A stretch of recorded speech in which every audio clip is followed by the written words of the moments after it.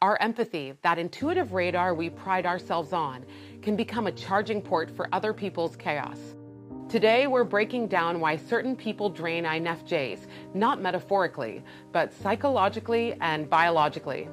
You'll learn how energy vampires manipulate empathy loops, why INFJs struggle to say no, and how to protect your peace without turning cold. By the end, you'll not only recognize who drains you, you'll understand how to stop handing them the charger.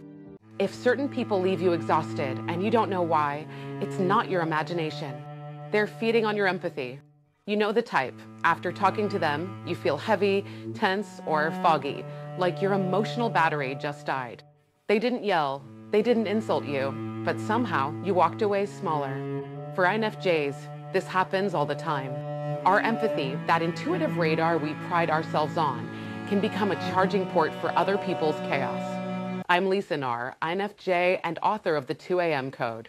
Today, we're breaking down why certain people drain INFJs, not metaphorically, but psychologically and biologically. You'll learn how energy vampires manipulate empathy loops, why INFJs struggle to say no, and how to protect your peace without turning cold. Let's start with the science. When you interact with someone, your nervous systems sync up through emotional resonance. For most people, it's temporary. But INFJs, we stay tuned in. Our mirror neurons, the brain cells that reflect what others feel, light up intensely. If the person you're with is anxious, angry, or chaotic, your body begins mirroring their tension, your heart rate rises, and your energy quietly slips away. You think you're being present, but your nervous system is being hijacked. Energy vampire isn't a mystical term. It's a metaphor for people who unconsciously or deliberately draw power from others' attention, validation, or emotional labor. They thrive on drama, pity, or control, and they sense empaths like sharks sense blood in water. When you interact with someone, your nervous systems sync up through emotional resonance. For most people, it's temporary. INFJs, we stay tuned in our mirror neurons, the brain cells that reflect what others feel light up intensely. If the person you're with is anxious, angry, or chaotic, your body begins mirroring their tension. Your heart rate rises and your energy quietly slips away. You think you're being present, but your nervous system is being hijacked.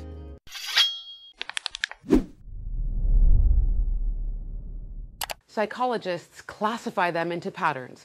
The victim, who turns every solution into another problem. The narcissist, who confuses control with connection.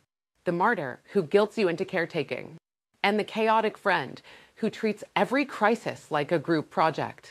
And INFJs, with our I can help wiring, are their perfect match.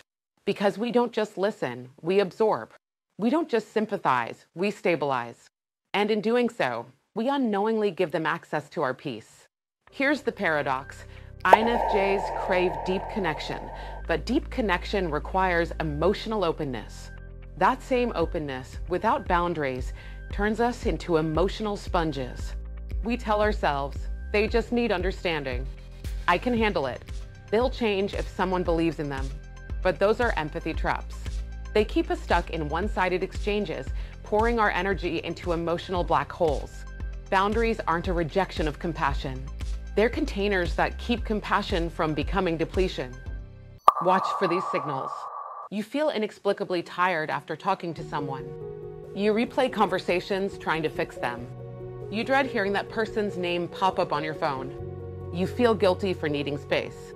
Those aren't personality quirks. They're your intuition flashing red. When your body feels heavy after interaction, it's not moodiness. It's energetic feedback. Your nervous system is saying this connection costs too much. Let's be honest, INFJs attract energy-draining people for a reason. We radiate understanding, and people starving for emotional validation are drawn to that. But beneath our compassion lies a quiet fear. If I stop giving, will they still need me? That's not empathy. That's emotional conditioning.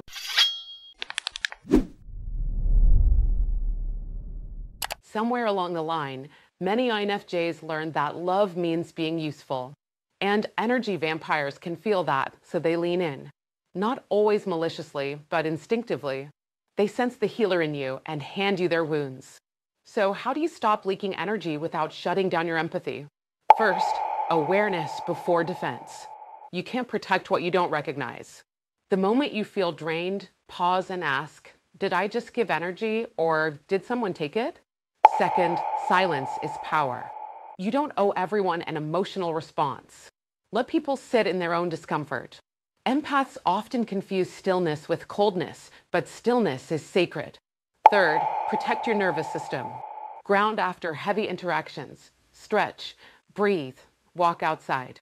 Reset your sensory balance. Fourth, reframe your role.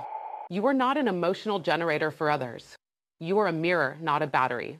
Reflect what's theirs and return what's not yours. I used to think being everyone's peacekeeper was my purpose, until I realized I was always tired, resentful, and strangely invisible. One day, a friend called with another crisis, and for the first time, I didn't fix it. I listened. I empathized. But I didn't rescue. And you know what happened? They figured it out.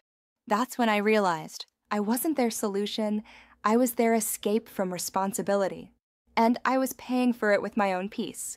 That's the INFJ awakening moment, when compassion finally meets boundaries. INFJs, your empathy is powerful, but it's not meant to be free access for anyone who's hurting. You are allowed to protect your peace. You are allowed to say no without apology. Because not everyone deserves access to your calm, especially if they thrive on your chaos. If this spoke to you, tell me in the comments. Who drains you and what boundary are you reclaiming next? If you want to learn how to detox your empathy and rebuild your boundaries, there's a chapter on emotional energy in my book, The 2 a.m. Code. Links below. Next video, The Empath's Shadow, when compassion becomes control. It connects directly to this one. Protect your peace and remember, your light is sacred.